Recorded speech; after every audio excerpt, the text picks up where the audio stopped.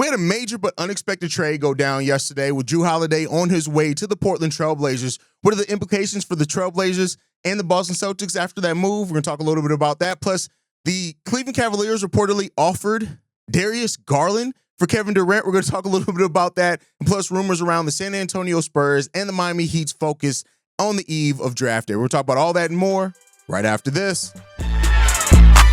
Welcome to the number one place for your daily basketball news and analysis, NBA Central.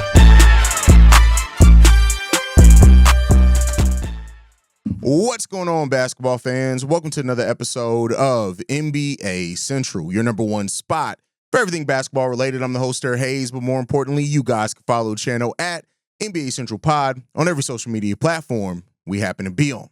With that said, let's go and get into this content for today, y'all. And the Boston Celtics, they did it. We knew that they were looking to move off of either Kristaps Porzingis or Jrue Holiday, or maybe even both of them. Well, they found a trade for Jrue Holiday that actually nets them back a really good young player that can provide a much-needed scoring punch for them. And sending out Jrue Holiday to the Portland Trail Blazers, them getting Anthony Simons back in that deal as well. That's a pretty big move for them when it comes down to it. Like, they're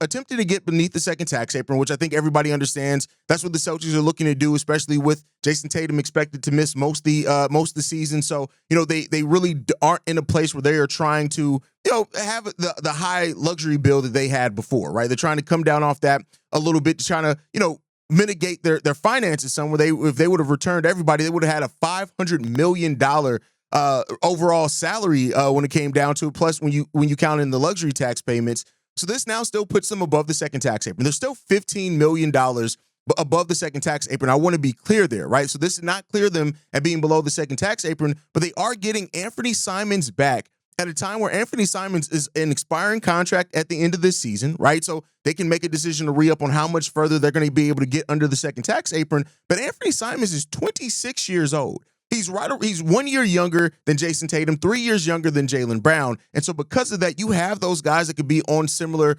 timelines when it comes down to. You add into that still having Derek White as well, under contract as well.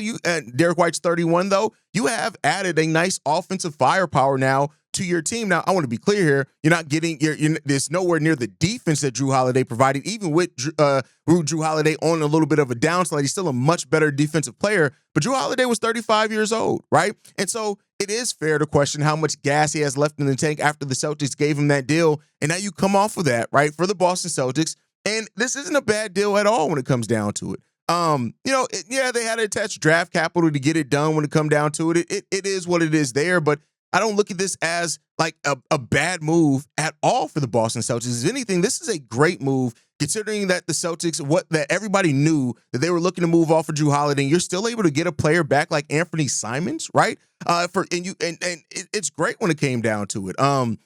So you get Jrue Holiday from the for Anthony Simons, right? You also are sending out the Celtics are actually getting a 2030 second round pick in this from the Knicks and a 2030 second round pick from the Blazers as well. They're getting the draft capital back. So, and while second round picks aren't the end all be all, that is something that you can add to it. But the Boston Celtics reportedly aren't done, right? Everybody's pointing out to this that they are not done. This is not the end of what they're trying to do, that they are still going to be looking at trade packages for a number of players when it comes down to it. So when you talk about what's next for them, this was just the first domino to fall for the Boston Celtics. And now, according to league sources, that they are operating to utilize the upcoming year as a reset period to save money and retool the roster around Tatum and Brown. So neither one of those guys are going to be gone, right? We have heard that teams have been calling on Derek White, but they've kind of been turning those downs right now. That they don't really have any indications that they're going to move him when it comes down to it. But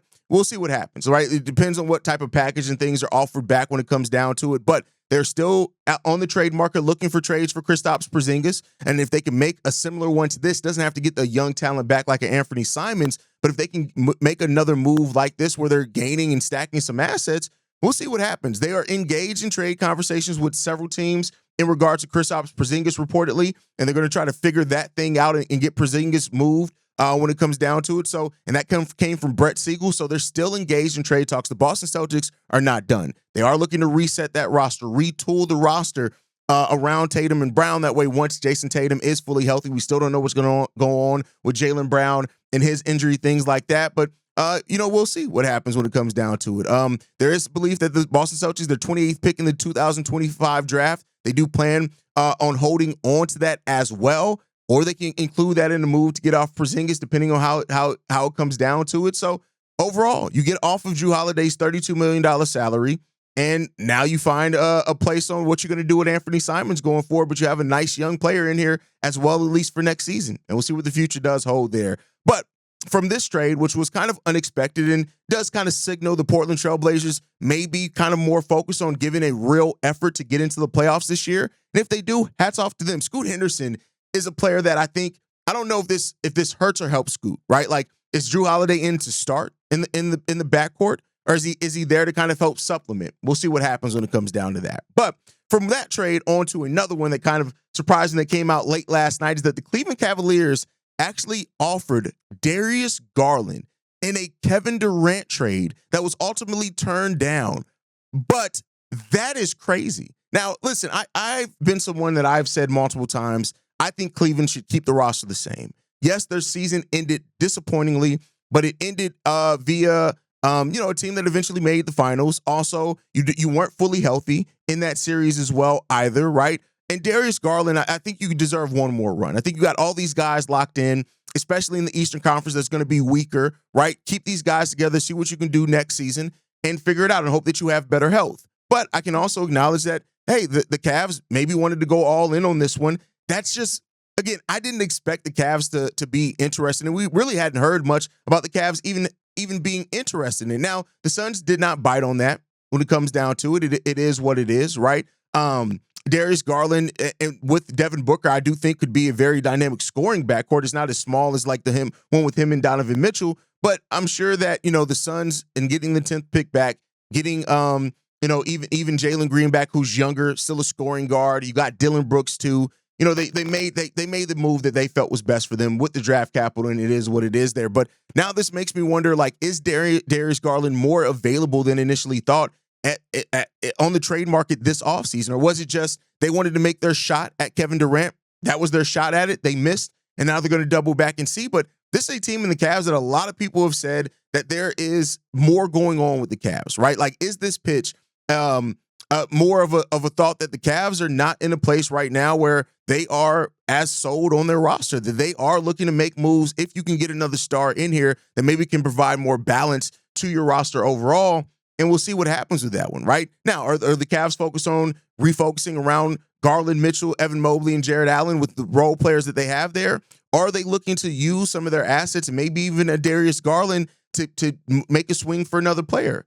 And we'll see what happens there. I personally think this was probably hey, Kevin Durant's available. Let's make our best offer. Let's put our best foot forward to try to get Kevin Durant in here and see what's going to happen on that. But I really think the Cavs will be beneficial to them to just see this thing out next season. I think the East is going to be weaker, and you're not going to have the Celtics at full power. The Indiana Pacers are not going to be at full power. We don't even know what the Milwaukee Bucks are going to be able to do. Not to say that the East is going to be a cakewalk for the Cleveland Cavaliers, but you have a deep team that's going to be able to build and use the chemistry that they had last year to try to do something special heading into with the 2025-26 season. So they have an opportunity to really make their move here and make the finals coming out of the Eastern Conference.